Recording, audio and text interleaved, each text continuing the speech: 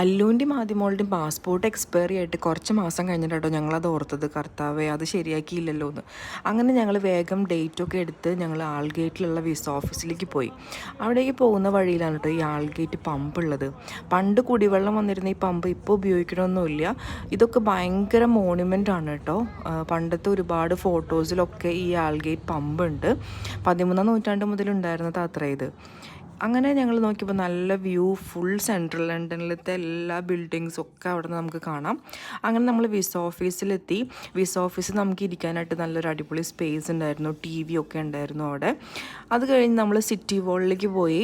അവിടെ വൈൻ സ്ട്രീറ്റിലാണ് കേട്ടോ city wall. എല്ലാ ദിവസവും രാവിലെ 9 തൊട്ടിട്ട് 6 മണി വരെ നമുക്കതിൽ ഫ്രീ ആയിട്ട് എൻട്രി ചെയ്യാം. ഇത് 2000 വർഷം മുമ്പുള്ള ഒരു ലണ്ടൻ വോളാണ്. അവിടെ നിന്ന് കിട്ടിയ പുരാതന വസ്തുക്കളൊക്കെ അവിടെ പ്രസൻറ്റ് ചെയ്തിട്ടുണ്ട്. പിന്നെ ഒരു ഹിസ്റ്ററി പ്രസൻറ്റേഷനും ഉണ്ടായിരുന്നു കേട്ടോ. അത് കഴിഞ്ഞ് ഞങ്ങൾ